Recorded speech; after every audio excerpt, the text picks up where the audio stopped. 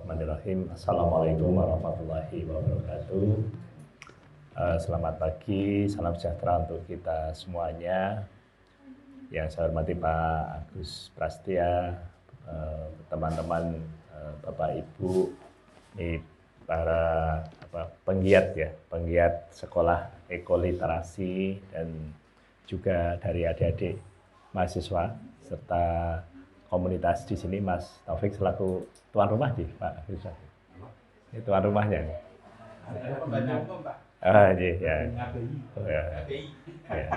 Selaku tuan rumah. Puji syukur alhamdulillah ini bisa silaturahim lagi di sini. Beberapa waktu yang lalu berkesempatan ke sini waktu itu peluncuran pembukaan sekolah ekoliterasi. Sekaligus waktu itu pertama kali saya ke Desa Wisata Bromunilan. Kalau pada waktu itu saya mengajak ada Pak Putu dan yang lain-lain, ini alhamdulillah dari Padukuhan Nayan yang ada Pak Wahyudi. Terima kasih Pak Wahyudi. Pertama kali juga Pak Wahyudi ya? Pertama kali ke sini. Nah ini nanti bisa mungkin untuk kita lihat. Kalau Nayan, ini kami dari Nayan, itu dekat Jalan Solo, antara Hotel Grand Diamond, sekarang namanya dulu Quality, dan Seraton. Nah, itu daerahnya di situ. Kalau di sini sungainya sungai apa Mbak? Kali Kuning. Makanya ada soto kalkunnya sini Pak Wahyudi. Ini sanes ayam kalkun ya. Kalkun itu singkatan Kali Kuning. Nah, kalau di Nayan itu sungainya Sungai Grojogan, anak Sungai Tambak Bayan. Nah ini topik hari ini terkait dengan restorasi sungai berbasis masyarakat. Ini mungkin coba nyambung yang kemarin di sungai itu isinya ada apa saja sudah, Mbak?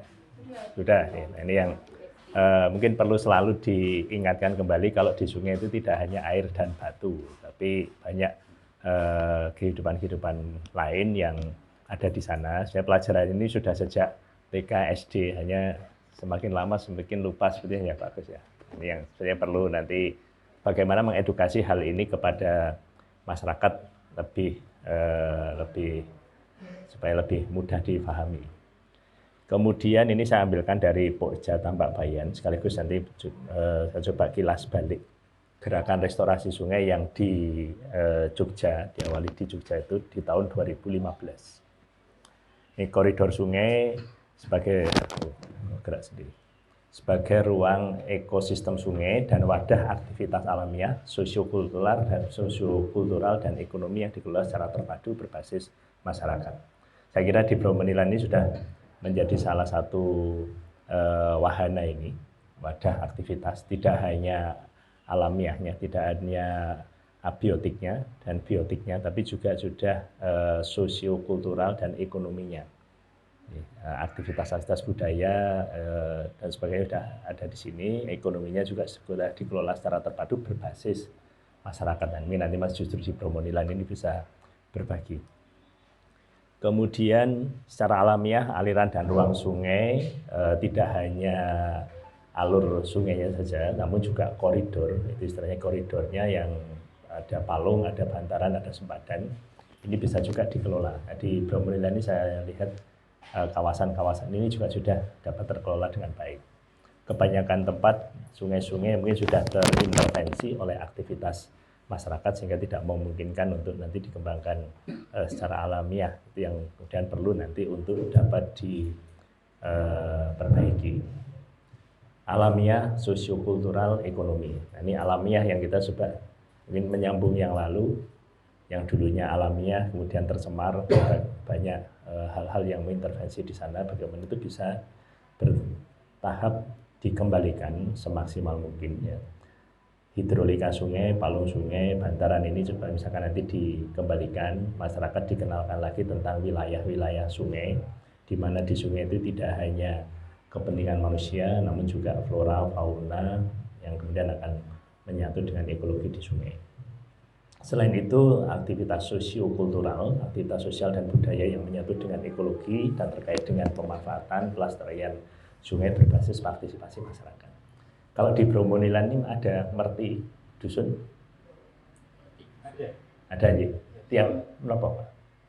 Sudah ya baru baru saja dilaksanakan. Oh, ya sudah. Ini kemarin ada kaitannya dengan Maulud Nabi dan sebagainya kalau di sini?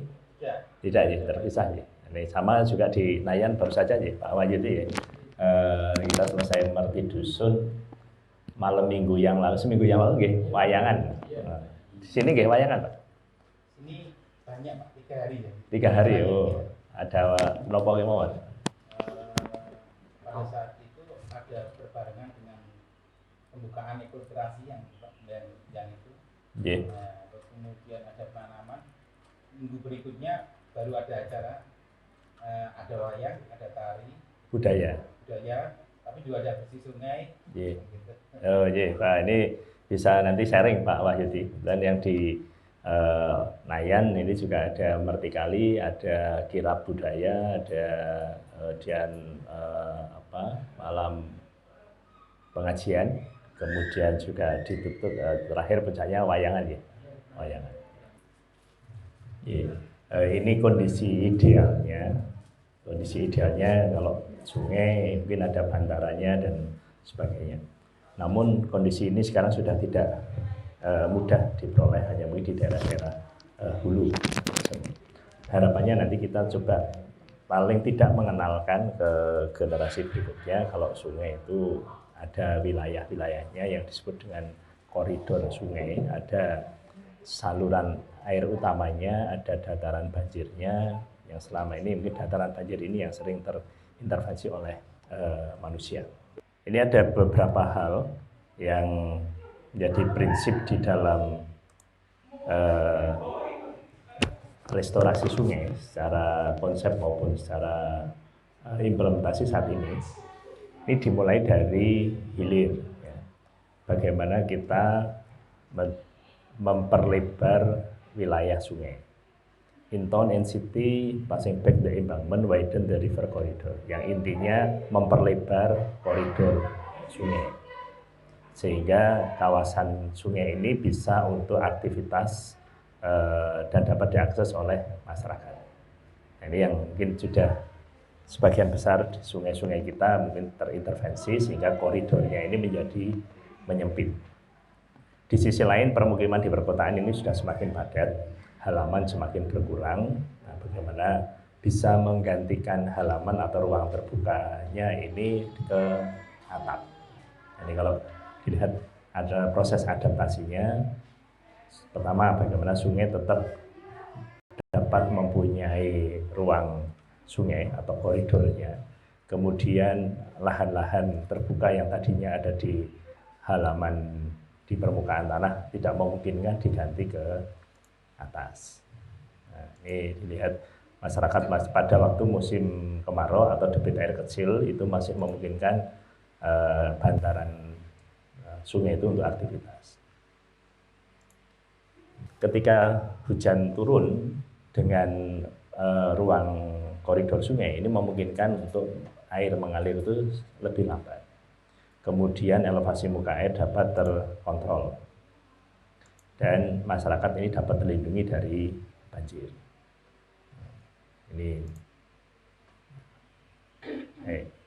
yang bahasa mungkin secara umumnya bahasanya normalisasi sungai, namun belum normalisasi yang harapannya bisa diikuti dengan restorasi sungai. Ya, kebanyakan kondisinya seperti ini. Karena desakan kebutuhan lahan, kemudian wilayah sungai bantaran ini dipersempit. Lahan-lahan mungkin yang tadinya tanah terbuka menjadi lebih padat, dipasangi cor beton ataupun halam-halamnya lebih padat. Permukiman semakin banyak, semakin padat, semakin meningkat.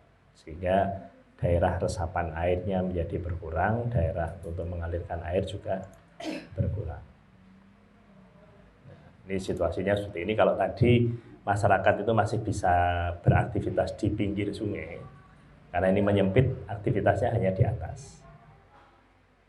Nah, ketika hujan turun dengan intensitas yang sama, jelas kapasitas sungainya tidak memungkinkan. Aliran air akan mengalir lebih cepat, kemudian akan terjadi banjir. wilayahnya tergenang. Nah, ini yang banyak terjadi kondisinya seperti ini. Ini yang di daerah hilirnya. Ini bagaimana kita bisa nanti mungkin bisa mengedukasi hal-hal tersebut. Ke arah lebih ke hulu, kita biasanya masih mempunyai dataran-dataran banjir yang pada waktu musim kemarau mungkin tidak kelihatan fungsinya, jadi semacam lahan-lahan kosong atau sungai-sungai yang sungai-sungai tua yang mati. Ada juga tempat-tempat yang memungkinkan untuk nanti air menggenang pada waktu banjir. Nah, ini ketika banjir hujan terjadi, aliran sungai itu bisa meluap ke daerah-daerah yang menjadi floodplain ataupun dataran banjir. The river connect with its floodplain. It help protect vulnerable community and area. Dengan kondisi seperti ini, permukiman ini masih terlindungi karena air tidak kemudian menggenang ke permukiman. Yeah. Namun mungkin masyarakat ataupun orang mempunyai pemikiran lain. Ini lapangannya kalau hujan sayang kalau kebanjiran. Bagaimana kalau ini ditanggul supaya ini tidak kebanjiran. Ya, mungkin sungainya juga nggak apa-apa juga ditanggul nggak apa-apa. Tidak bisa transit di situ ya pindah transitnya ke sebelah hilirnya. Nah, ini yang kemudian akan tergenang. Nah, ini hanya biasanya kan ini kampung di hulu, kampung di hilir ini kan mungkin berbeda wilayahnya. Sehingga ini mikirnya ini kan wilayahnya di tempat areanya supaya tidak kebanjiran dilindungi. Tapi mungkin belum memikirkan kondisi yang di hulunya. Nah, ini hal-hal yang terjadi.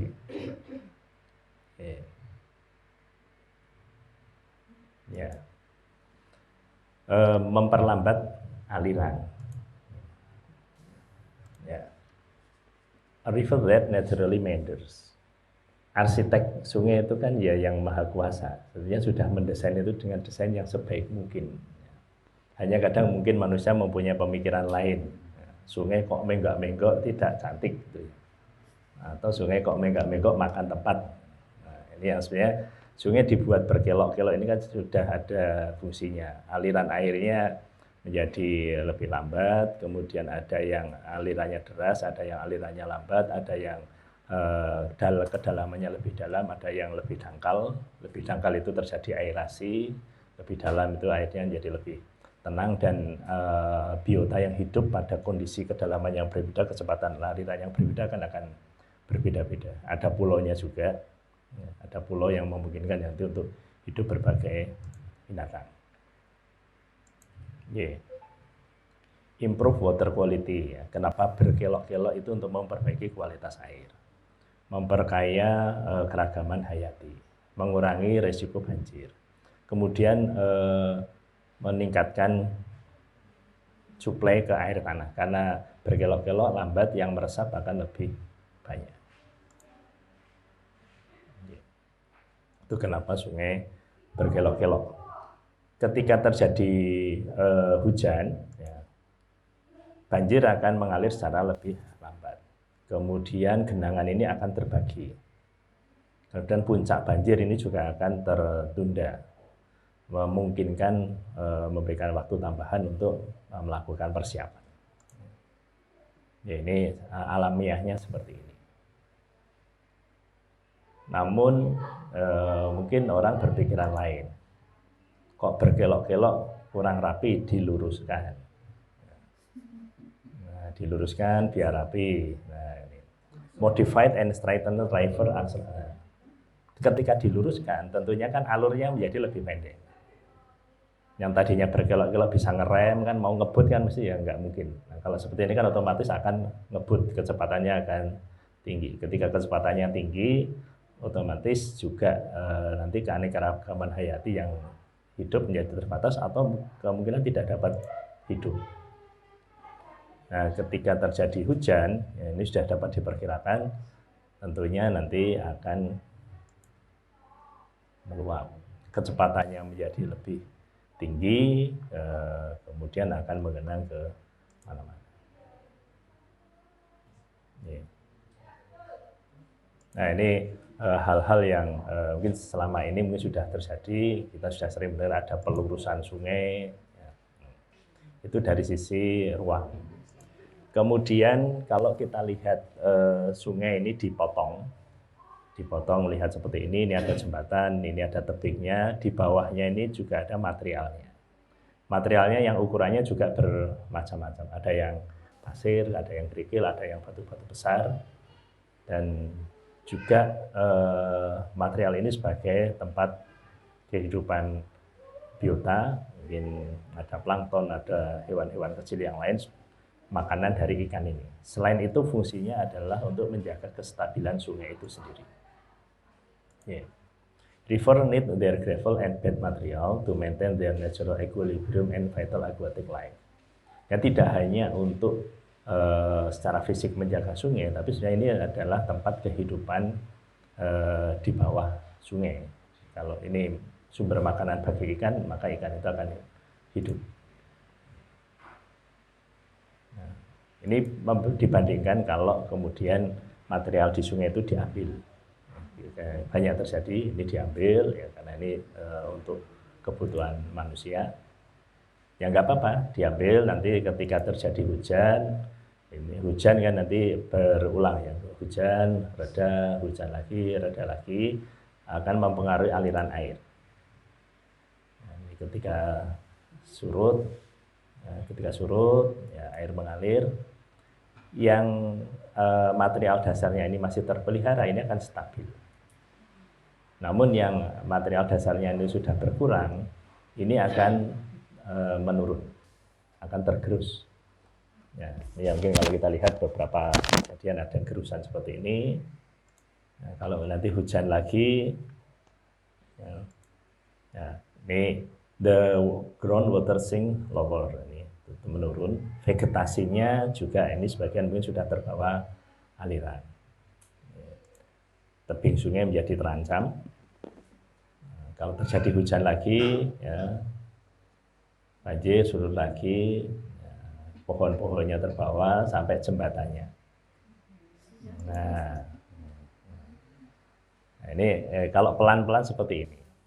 Terjadi percepatan ketika banjirnya itu banjir lahar, seperti yang di Merapi tahun 2010 yang lalu. Ini kan banjirnya banjir lahar, itu airnya bercampur pasir, sedimen yang memberikan kekuatan gerusan yang lebih besar. Hingga kalau Bapak Ibu melihat waktu itu ada beberapa bangunan yang juga runtuh, itu karena hal tersebut. Namun walaupun tidak banjir lahar, kalau kemudian material dasar ini terambil, nanti akan terjadi seperti ini. Nah, sehingga mengelola air itu pemahamannya dalam satu daerah wilayah sungai ataupun catchment.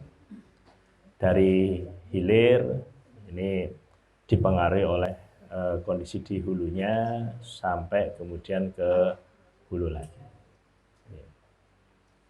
Nah, ini kemudian melihatnya secara utuh dari hulu sampai ke hilir. Ini barangkali hal-hal seperti ini yang perlu nanti pemahaman bersama-sama bersama masyarakat untuk dikenalkan mengenai pemahaman hulu hilir. Okay. Hey, ini gambaran ilustrasi yang mungkin nanti bisa untuk memberikan gambaran awal. Nah, kemudian ada video terkait dengan gerakan. Yeah. Ini awal gerakan restorasi sungai yang ada di Yogyakarta. Ya, waktu itu dideklarasikan pada waktu Hari Air Dunia tahun 2015 di Yogyakarta. Nah, ini saya.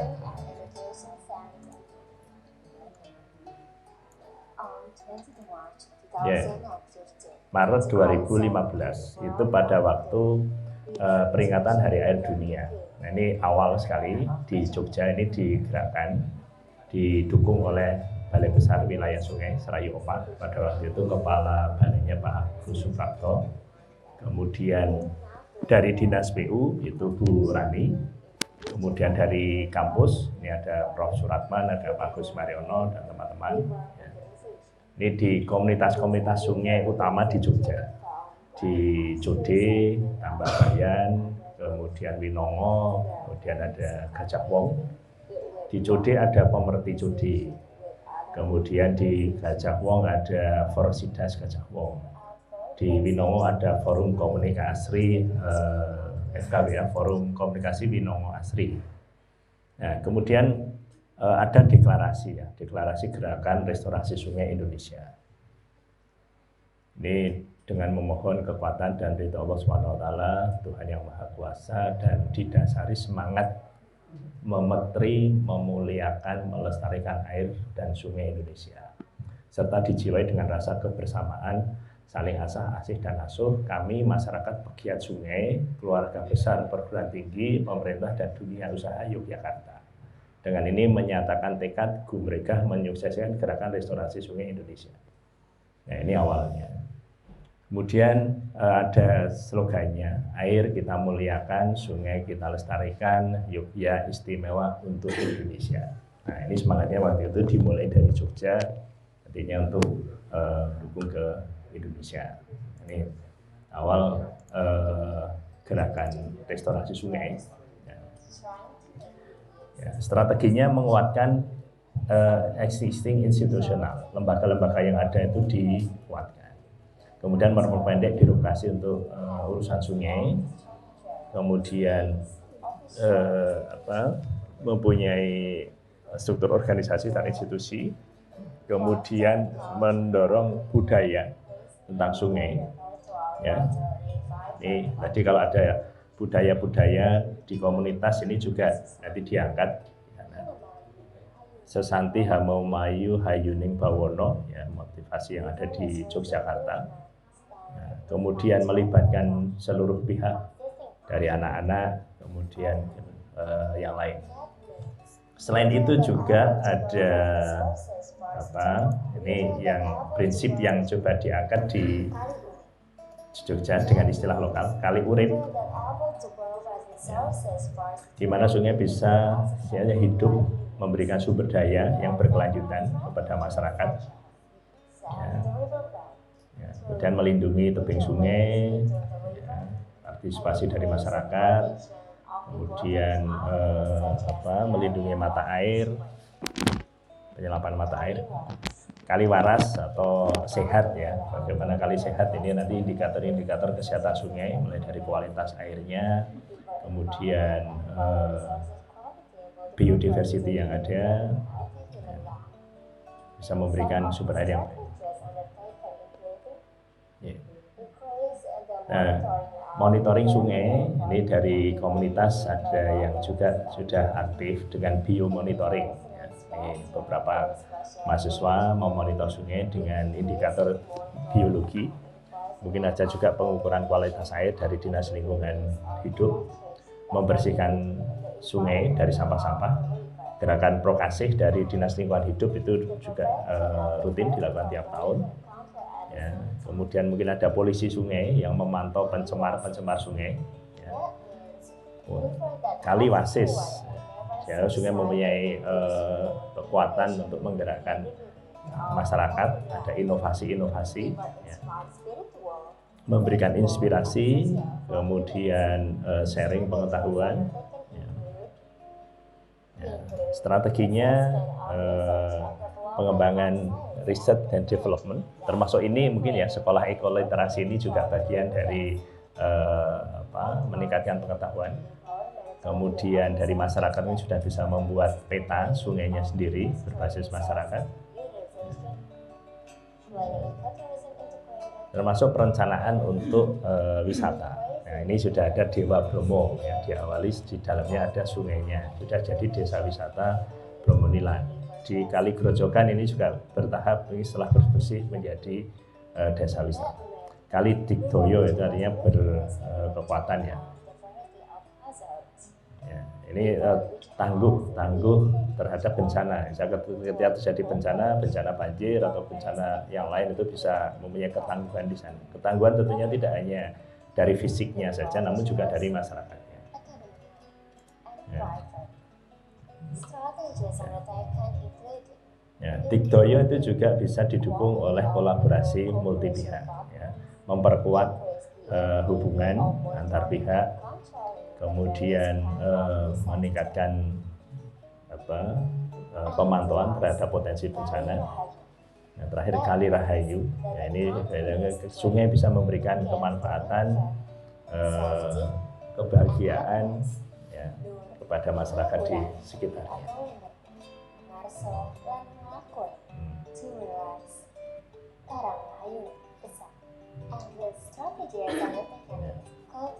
Ya, ini pendekatan festival budaya, kemudian merti sungai dan sebagainya, ini bisa untuk mendukung.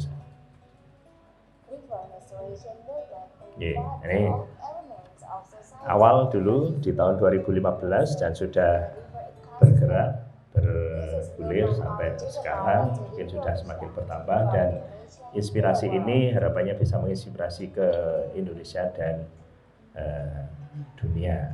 Nah, ini yang pertama. Kemudian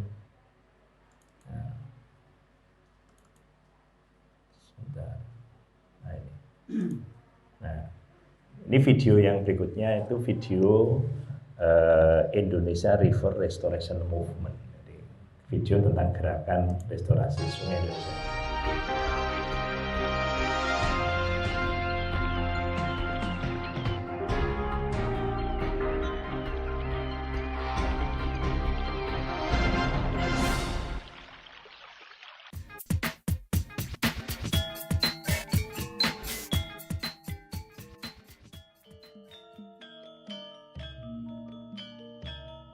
Saya mulai berembuk dengan masyarakat bagaimana mengembalikan sungai ini fungsi lingkungannya seperti sedia kala. Jadi sampah juga kita kelola sebaik-baiknya, tidak dibuang ke sungai. Kemudian bagaimana tanaman-tanaman, tumbuhan-tumbuhan keras ini kita kembalikan, ya, kita tanam kembali, yang sudah ada kita pertahankan. Ya, kampung ini menjadi tempatnya belajar, apakah anak-anak siswa, mahasiswa, kampung-kampung lain, juga pemerintah daerah lain yang terkait dengan masalah-masalah sungai, di mana kampung ini menjadi basisnya. Masyarakat bisa belajar di sini tentang pengelolaan sampah, pengelolaan air bersih, pengelolaan sungai berbasis masyarakat, dan lain-lain. Ide Sungai untuk Belajar itu kemudian memunculkan gagasan sekolah sungai. Nah, itu awal sekali sekolah sungai diinisiasi, bagaimana belajar sungai itu ya di sungai, langsung ke lokasinya bersama masyarakat di sekitarnya. Nah, diinisiasi di Sungai Jode pada waktu itu, kemudian ada gerakan sekolah sungai, kemudian berkembang di tempat-tempat yang lain, saling belajar. Jadi masyarakat saling belajar antar komunitas. Jadi sekolah Sungai Jode, mungkin ada sekolah sungai macam-macam sekarang, sekolah sungai busur, di mana sekolah sungai di masing-masing itu untuk sharing apa yang ada di sungai tersebut, potensi, permasalahan, inovasi, kemudian yang bisa menginspirasi satu sama yang lain.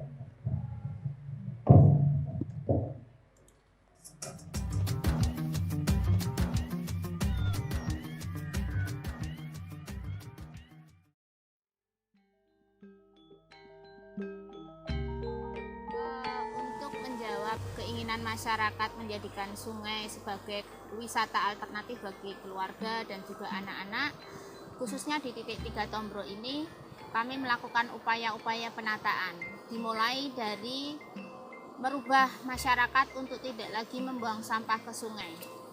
Yang kedua, kami juga melakukan upaya untuk menjaga sanitasi di masyarakat dengan mengelola mata air yang kemudian kita manfaatkan untuk PAM kampung, memenuhi kebutuhan air bersih di masyarakat.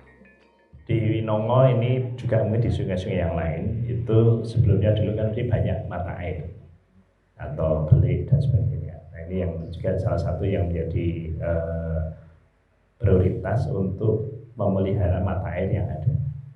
Dan pemanfaatan mata air, kemudian program ini juga disinergikan dengan program balai besar, ya di sana gerakan nasional kemitraan penyelamatan air, antara lain penyelamatan mata air, atau juga dari dinas lingkungan hidup. Selain dari aspek kebersihan sampah dan wisata, itu juga mata air. Berikutnya ini dari Gajah Wong. Di sepanjang Sungai Gajah Wong tentu juga banyak situs yang berkaitan dengan keberadaan Keraton Ngayogyakarta. Banyak sekali mata air yang ada di Gajah Wong karena Gajah Wong ini hanya dibesarkan oleh mata air. Mata air ini menjadi sumber hidup dan penghidupan bagi masyarakat sepanjang Sungai Gajah Wong. Sehingga seperti apa kehendak masyarakat, sebenarnya seperti apa yang ada di Gajah Wong, tapi sisi lain pemerintah punya potensi untuk mengambil kebijakan.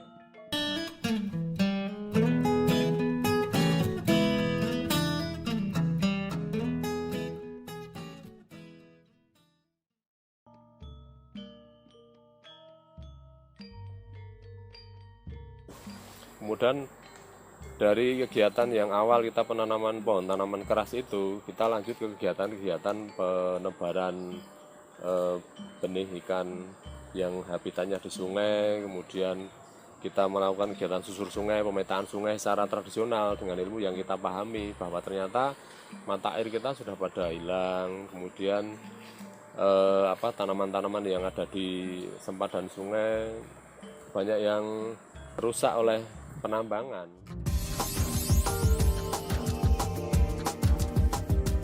Restorasi sungai, saudara sekalian, teman-teman semuanya, diartikan sebagai upaya untuk mengembalikan fungsi dan kondisi sungai sejauh mungkin supaya kembali kepada fungsi dan kondisi pada mulanya. Sehingga sungai akan menjadi urat nadi kehidupan kita, memberikan air yang jernih pada kita, memberikan pemandangan yang luar biasa sejuk, nyaman, indah pada kita, memberikan sarana supaya kita tidak kebanjiran dan tidak kekeringan, memberikan sarana kepada kita untuk berekreasi dan sebagainya, dan itu perlu kita upayakan. Setelah sekian lama sungai kita terlantarkan bersama, kita sekarang, masyarakat sekarang Jogja ini, alhamdulillah telah melakukan suatu upaya yang luar biasa. Ingin menjadikan sungai menjadi bersih, sehat, produktif, lestari, dan murakabi atau bermanfaat bagi kita semuanya.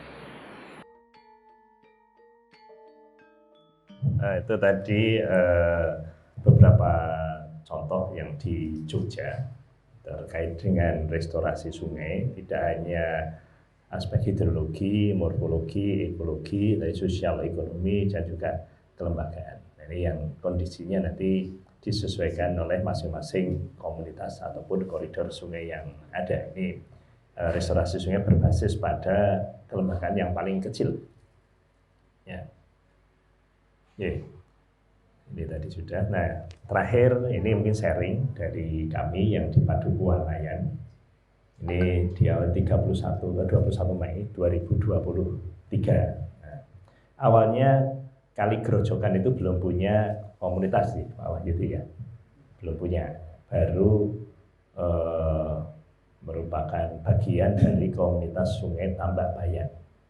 Kemudian ada kegiatan prokasih, program Kali Bersih dari Dinas Lingkungan Hidup, di mana yang boleh mengajukan prokasih itu yang sudah punya komunitas.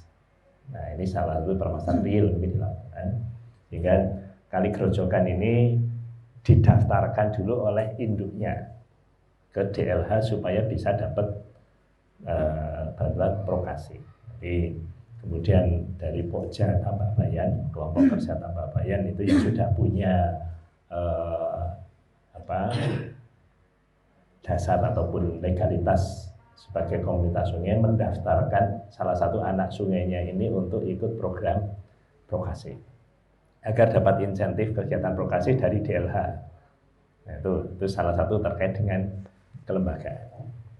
Nah, momentum itu menjadi momentum yang penting yang kemudian disambut oleh Padukuhan. Kebetulan dukuhnya baru ya, Pak Wahyudi ya, masih muda Bu dukuhnya. Yang kemudian di Padukuhan ini ada 3 RW, RW 26 di Hulu, RW 25 dan RW 24. Nah, kemudian bagaimana program prokasih ini dimulai dari Hulu. Ya. Kemudian bergerak tingkat yang paling bawah, organisasi di tingkat RT. Di RW itu ada RT. Ini salah satu sesepuh dulu mantan RW yang juga concern terkait lingkungan. Kemudian ini ada mahasiswa juga, ini saya hanya ambilkan gambarnya. Kemudian ini ada MTS, ada masjidnya. Kemudian ini ada tempat penampungan sampah sementara yang baru. Nah, kesadaran terkait lingkungan ini didorong untuk memulai memilah sampah. Yang ingin saya tunjukkan dinding ini sebenarnya. Dinding ini masih kosong. Turun ke bawah di sini ada belik, ada mata air, masuk ke sungai Grojogan. Ini salah satu saja. Nah, sekarang dindingnya sudah ada gambarnya ini. Nah, ini awalnya tembok kosong, kemudian dan ternyata menggambarnya ini saya juga baru tahu. Bayangan saya itu dimal dulu, gitu ya bagus ya. Dimal terus dicat gitu. Gitu ya. Ternyata nggak pakai mal, pakai proyektor. Di proyektor langsung ke dinding terus langsung dicat. Nah itu cepat, jadi ngecatnya dikeroyok gitu. Jadi ini juga ternyata ada yang kita tangkap itu modal cukup besar. Dari anak-anak mudanya itu punya semangat berkontribusi, ada ide juga yang tadinya kita tidak bayangkan. Cara gambarnya itu ternyata tadi mau pinjam proyektor, mau buat apa, mau buat bikin gambar. Ternyata setiap malam gambar ini satu-satu tiap malam. Nah itu salah satu yang kemudian bisa menggerakkan. Nah sebelum ke sini saya putarkan dulu videonya sekedar. Ada ide juga, kemudian bagaimana kalau sebelum nanti bersih-bersih sungai, Merti Kali itu ada kirapnya, kirap keliling kampung. Nah, kirapnya pakai apa? Pakai andong, juga untuk mengenalkan supaya itu ada andongnya. Terus yang dinaikkan andong siapa? Ya ada Pak Camat, ada Pak Lurah dan sebagainya. Ternyata ide ini juga menarik, mendorong Pak Camat yang tadinya masih kurang sehat. Difotokan ini sudah disiapkan andong hadir. Di situ. Ini beliau kemudian melihat respon masyarakat yang cukup antusias, itu kemudian hadir. Nah, hal lain yang juga mungkin kita bisa menginsertkan di sini, sebentar. Ini mulainya di halaman masjid. Kenapa? Karena kebetulan Paduka Nayan ini aspek spiritualnya cukup kuat, ya, Pak Wahyudi ya. Nah, ada kelompok hadrohnya. Nah, sebelum memulai itu diawali dengan berdoa diiringi hadroh. Nah, kan jarang ya, Merti Kali kok nganggo hadroh. Nah, ini artinya kita mencoba mengangkat seluruh potensi yang ada. Hadrohnya hadroh pemuda. Sambil nunggu hadroh dulu, ya, sholawatan, kemudian sebelum berangkat berdoa. Nah, berangkatnya ini pakai andong. Kusir andongnya juga pakai baju tradisional. Nah ini yang biru-biru itu seragam. Diputarkan keliling kampung. Nah, kenapa diputarkan keliling kampung? Itu sekaligus Pak Camat, Pak Kades, Pak Lurah itu lihat situasi kampungnya. Itu kenapa dikelilingkan sehingga beliau setelah tahu, oh ditunjukkan ini potensinya ini permasalahannya ini. Nah, sekaligus juga untuk mendorong aktivitas masyarakat. Dengan diputarkan kan masyarakatnya pada keluar melihat bahwa dia akan dikunjungi oleh pejabatnya. Nah, hal lain lagi juga dokumentasi ini ternyata penting. Sebelumnya kan kegiatan tidak di drone. Nah, ini kegiatannya gimana kalau pakai drone? Ternyata ini juga cukup membantu, memotivasi juga masyarakat. Oh ternyata kalau didokumentasikan itu juga. Nah ini Pak Camatnya, kemudian ini salah satu tokoh masyarakat, sudah disiapkan sepatu boot.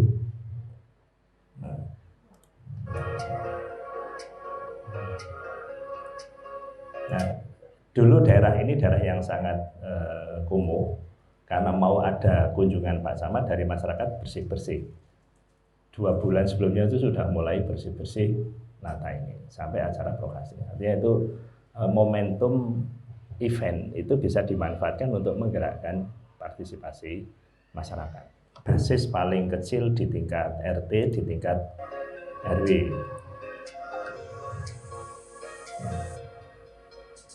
Nah, ini siapapun pasti akan suka main air. Nah, ternyata ketika diajak ke sungai semuanya mau, dari anak-anak, orang remaja, dewasa, orang tua mesti senang.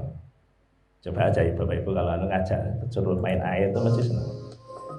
Nah, ini Pak Camatnya ini. Nah, ketika ada tokoh masyarakat yang juga mau turun, aja tokoh masyarakat kan juga mikir medunura. Jadi ketika lihat masyarakatnya udah banyak kan pasti akan turun. Ketika camatnya turun, maksud camatnya medun, liane ora medun. Nah, ini kan turun semua. Nah, ini mungkin faktor pelibatan para pihak itu menjadi penting. Nah, ini kemudian menyusur sungai sambil mengambil sampah. Ini baru dilakukan setelah sekian lama ya Pak Wahyudi. Sebelumnya belum pernah ya. Mungkin puluhan tahun belum pernah turun sungai juga sampah belum ya. Nah, ini awal. Jadi awal mula yang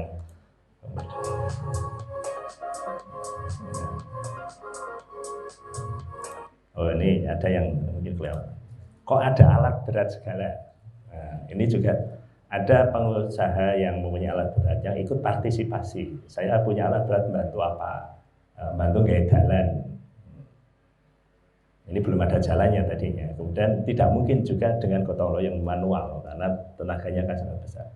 Nah, pakai alat berat. Nah, ini disungkan. Nah, dilanjut kegiatan penanaman pohon. Nanam pohon. Nah, kemudian ada lembar komitmen. Ini. Lembar komitmen kali Grojogan. Nah, kemudian ini acaranya dilakukan di tadinya area ini juga area yang mungkin belum dimanfaatkan. Seperti Brominilan dulu mungkin awalnya di sini daerah tempat pembuangan sampah yang belum dimanfaatkan. Nah, ini kemudian dicoba diinisiasi acaranya di area ini.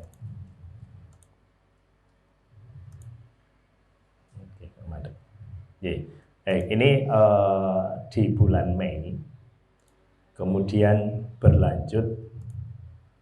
Mohon izin ya, ini saya lompat-lompat. Tadi dikirimi Bu. Ya.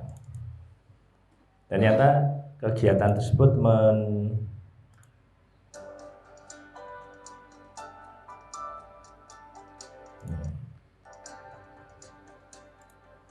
Nah, ini di tempatnya Pak Wahyudi, Pak di Muron. Tadi di hulunya ini kemudian geser ke RT berikutnya. Hanya bergulir. Semangat yang dari hulu itu turun. Nah, Pak Wahyudi pakai topi hijau ini Pak. Nah, ini Pak Wahyudi pakai topi hijau. Pak Wahyudi koordinator pengelolaan sampah untuk Forum Peduli Lingkungan. Oke.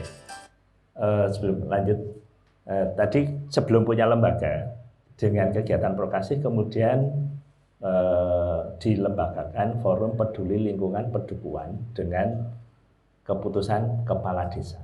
Nah, ini penguatan kelembagaan tadinya belum punya, kemudian lewat acara tadi diserahkan SK. Pak Wahyudi punya SK nggih?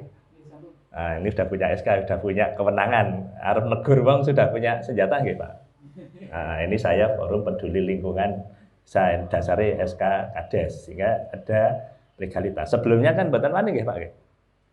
Dereng nggih. Nah, ini contoh misalnya belumnya yo ada sing buang sampah ya ngelingke, tapi misalkan negur secara tegas kan belum berani. Tapi dengan adanya SK tadi itu contoh penguatan kelembagaan. Nah, ini Pak Wahyudi turun sungai. Nah, ternyata semangat ini cukup efektif untuk menggerakkan. Ya. Pakai seragam RT-nya dipakai ini merah-merah ini. Kemudian ditimbang, sampah yang didapat itu ditimbang dapat berapa.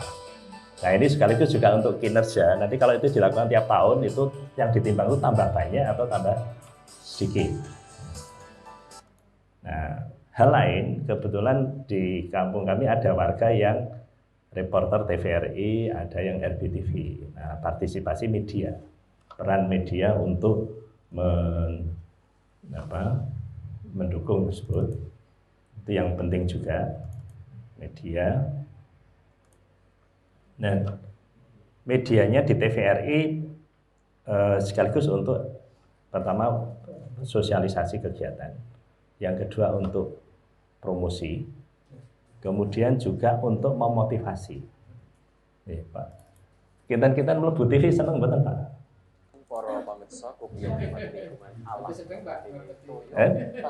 Nah, ternyata ini kan juga menjadi motivasi.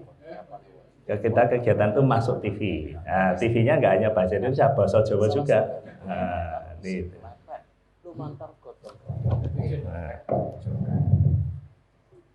Nah, ini yang ini tadi ya video biasa, kemudian ini didokumentasikan masuk ke TVRI. Nah, akhirnya peran media itu menjadi penting. Kalau program prokasih dari DLH ditimbang, kemudian itu menjadi salah satu kinerjanya. Cuma ini paling tidak kemudian menjadi kinerja masyarakat. Sekarang ini tahun ini sampahnya sekian kintal. Tahun depan itu harapannya kan sudah berkurang. Nah, hal yang lain, kemudian partisipasi masyarakat ini kan ibu-ibu bagiannya konsumsi terjamin. Terakhir ini yang di RW paling hilir yang berbatasan dengan Jalan Solo. Di sana ada tetangganya perumahan Hyarta. Barangkali Bapak Ibu ada yang tinggal di sana.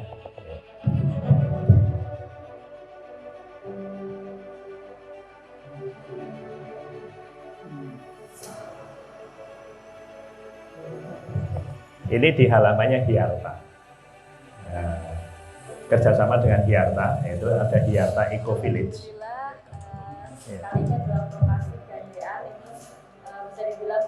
Nah, ini budukohnya.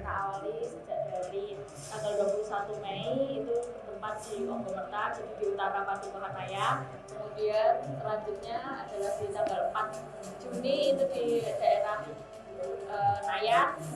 Tanggal 2 Juli itu di Muron, dan sekarang berakhir di Gandean. Dengan luar biasa antusias dari warga. Dari Gandean sendiri juga mengajak seluruh warga Padukuhanaya untuk ikut terjun ya, untuk turun ke sungai untuk membersihkan sungai yang ada di desa Gandean. Alhamdulillah, semoga ini terus berlanjut dan dapat meningkatkan kualitas lingkungan di Padukuhanaya dan warga semakin sehat dan sejahtera.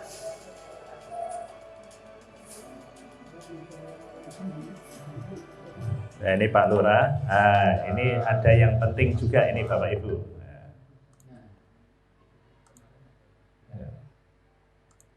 Ini Buduko.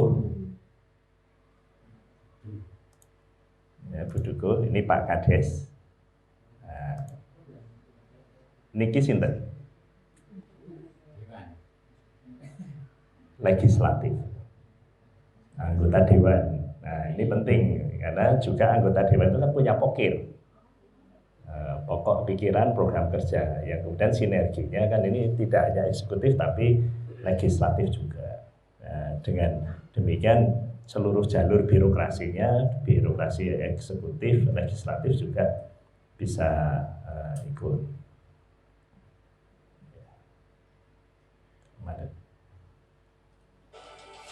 Ya, sama pribadi dan juga ini dari kami tuanya. Saya menyambut dengan senang gembira pada warga Padukuhanaya yang mana untuk pelaksanaan program lokasi yaitu berkali bersih di Sungai Jogan Padukuhanaya bisa berjalan dengan baik dan lancar dan disungguh oleh masyarakat Padukuhanaya. Ini merupakan program yang kita laksanakan dari kita kemarin laksanakan pada bulan yang lalu. Jadi sudah tiga kalinya warga masyarakat memperdulikan lingkungan di sungai karena yang merupakan alam kita yang kita jaga supaya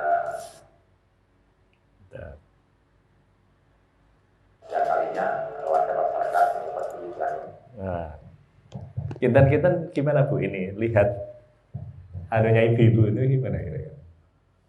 Nggak mau kalah ya. Nah ini ada ide lagi, kaliber itu kan kayak senjata ya. Kaliber 24, nah 24 itu RW 24. Kaliber itu singkatan kali bersih, kaliber 24. Nah sebelumnya itu ada saber, Pak Wahyudi. Saber apa Bu? Sapu bersih. Sapu bersih. Nah, di sini kalau ibu-ibu sarapan bersama sebelum kaliber, nah, itu saber kaliber. Nah, kan muncul ada istilah-istilah baru. Sungai, itu memang alam kita yang kita jaga supaya kali bersih. Jadi luar biasa banyak ini dan begitu saya ucapkan terima kasih kepada Pak Bonaya yang antusias untuk masyarakat ini mudah-mudahan bermanfaat untuk kita semua karena kita sebagai umat kita harus menjaga lingkungan.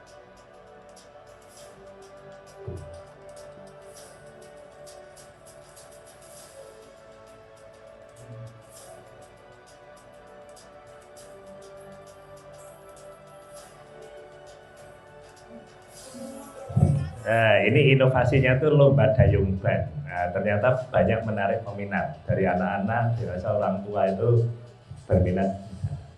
Dan masyarakat itu juga baru pertama kali ini memanfaatkan daerah pinggir sungai itu untuk kegiatan. Disponsori Hyarta tadi piala-piala. Nah, ternyata piala itu juga cukup memotivasi untuk menggerakkan masyarakat. Jadi, Angkatan Pak Agus Pras ini hanya sharing video-video saja. Kira-kira apa yang baru kita mulai, harapannya mungkin nanti bisa berlanjut dari bersih-bersih, gerakan, berikutnya meningkatkan edukasi. Nah, harapannya Hyarta itu juga terbuka, misalkan nanti ada edukasi, sekolah ekoliterasi, karena mereka mengusung konsep Hyarta Eco Village.